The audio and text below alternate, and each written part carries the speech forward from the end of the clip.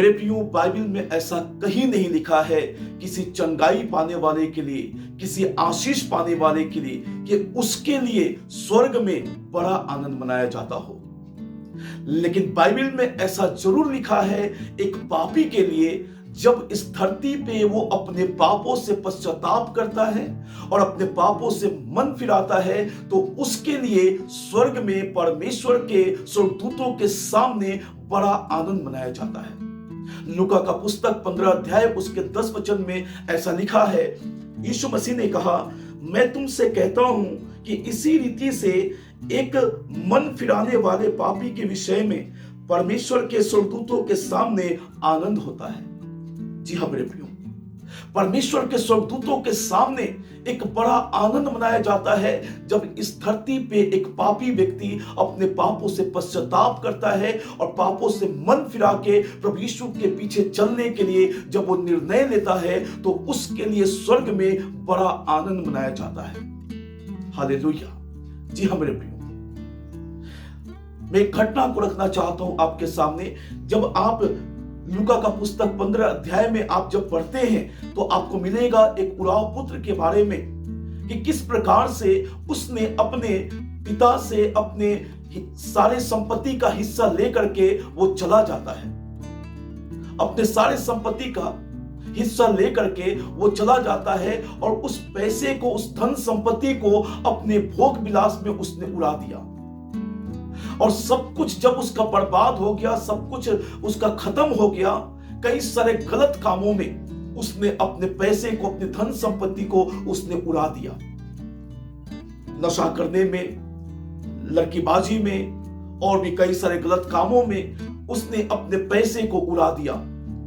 और उसके पास एक समय आया कि उसके पास कुछ भी ऐसा नहीं बच गया था जो जिससे अपने जीवन को वो सरवाइव कर सके।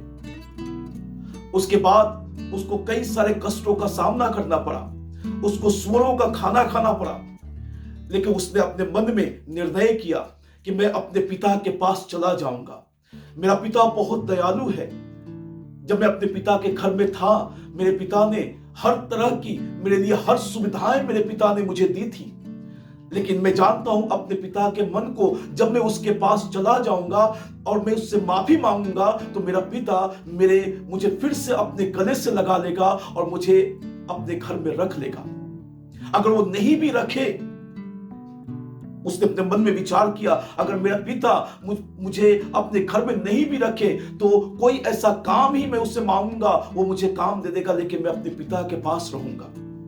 और हम लोग देखते हैं, जब वो लड़का जब अपने पिता के घर की ओर जब वो चला आ रहा है, उसके पिता ने दूर से ही देखा और दूर से देख करके उसने समझ लिया कि मेरा बेटा है, और अपने लोगों को बोलता है कि मेरा बेटा लौट आया है और इसके लिए तुम लोग एक बहुत बड़े जश्न का इंतजाम करो।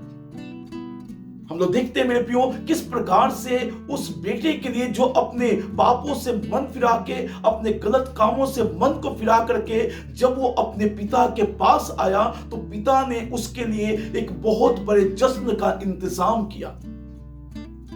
हालेलुया।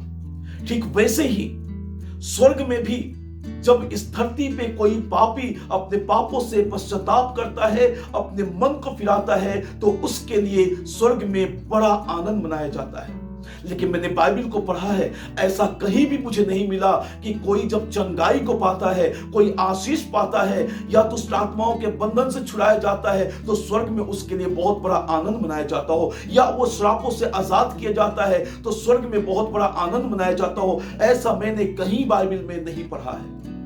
लेकिन एक पापी के लिए मैंने इस बात को जरूर मैंने पढ़ा है कि एक पापी के लिए स्वर्ग में बड़ा आनंद मनाया जाता है। यदि कोई अपने पापों से पश्चाताप करके प्रभु यीशु के पास आता है और वो कहता है कि पिता आप मुझे माफ कीजिए, मेरे सारे गुनाहों को आप माफ कीजिए, मेरे पापों को आप माफ कीजिए, तो परमेश्वर के राज्य में उसके लिए बड़ा आनंद मनाया जाता है जब वो अपने जीवन को प्रभु यीशु के हाथ में समर्पित कर देता है और कहता है पिता मुझे माफ कीजिए। प्रभु यीशु अपने गले से, अपने सीने से उसको लगा लेते हैं और उसके ऊपर दया करते हैं और उसके पापों से उसको वो माफ करते हैं। जी हाँ मेरे प्रियो, परमेश्वर दयालु है।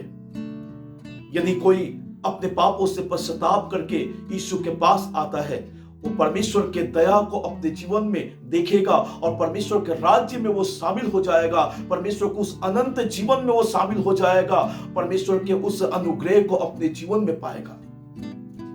आज मैं कहना चाहता हूं कि अपने पापों से मन को फिरा के परमेश्वर के हुजूरी में आए, प्रभु के चरणों में आए। परमेश्वर आप पर अपनी दया को करेंगे। परमेश्वर आपको आशीष दे।